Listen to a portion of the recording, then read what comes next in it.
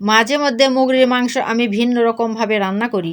যারা বাসা থেকে হোটেলের মুরগির মাংস ভুনা খেতে বেশি পছন্দ করেন তারা স্পেশাল মশলা তৈরি করে রান্না করে খেয়ে দেখতে পারেন। এত পরিমাণে ভালো হয়, সাদা ভাত, পোলাও, রুটি, খিচুড়ি যে কোনোর সাথে জমিয়ে খাওয়া যায়।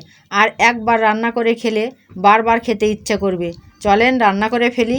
এখানে আমি 1.5 কেজির মতো মুরগির মাংস নিয়েছি। রেগুলার কাট করা আছে। ভালো করে ধুয়ে পানি ঝরিয়ে নিয়েছি।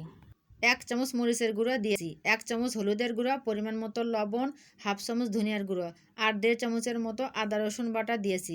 আর এখানে 2 চামচের মতো টক দই দিয়েছি। অবশ্যই রান্নার মধ্যে টক দই ব্যবহার করবেন, খেতে ভালো লাগবে।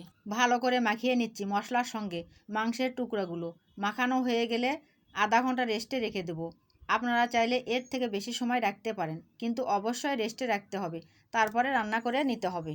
এবার সেই স্পেশাল মশলাটা রেডি করে নেব।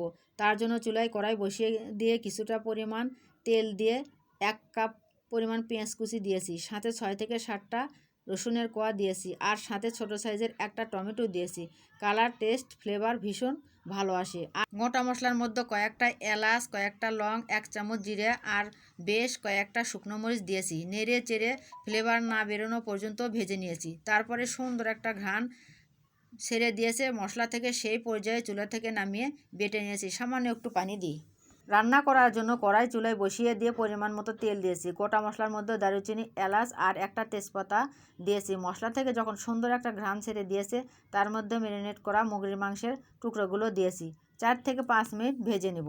এরপর এখানে আমি যে মশলাটা রেডি করেছি সেই মশলাটা দিয়ে দিয়েছি। আর এই মশলাটার কারণেই কিন্তু মুরগির মাংসের ভুনাটা খেতে ভীষণ মজা হয়। বাসায় একবার রান্না করে খেয়ে দেখতে পারেন, দেখবেন আপনি অনেক বেশি প্রশংসা পাবেন। নেড়ে চেড়ে 3 থেকে 4 মিনিট ভেজে নিয়েছি। মশলাটার পাত্র ধুয়ে আমি একটু পানি দিয়ে দিয়েছি। আমি একটু সময় নিয়ে মাংসটা কষিয়ে নিয়েছি। মাংসটা সময় নিয়ে কষিয়ে নেবেন, খেতে কিন্তু ভীষণ ভালো লাগবে। ফ্লেভার পুরো মাংসের মধ্যে ঢুকে যায়, এত পরিমাণ টেস্ট হয় আমি আপনাদের বলে বোঝাতে পারবো না।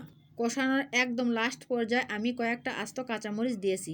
এতে ঝাল হবে না, কিন্তু দারুণ একটা ফ্লেভার বের হবে। আরও 2 মিনিটের মতো কষিয়ে নিয়েছি কাঁচামরিচ দেওয়ার পর। রান্না করার জন্য প্রায় 2 কাপের মতো পানি দিয়েছি। মাংসটা একটু সময় নিয়ে কষিয়ে নিয়েছি, এই জন্য পানির পরিমাণটা একটু কম দিয়েছি। মুরগির মাংস কিন্তু দ্রুত সিদ্ধ হয়ে যায়। একটু নাড়াচাড়া দেওয়ার পর ঠিক করে দিয়ে ঢাকনা দিয়ে রান্না করে নেব যতক্ষণ পর্যন্ত গা মাখা মাখা হয়ে তেল ছেড়ে না দেয়।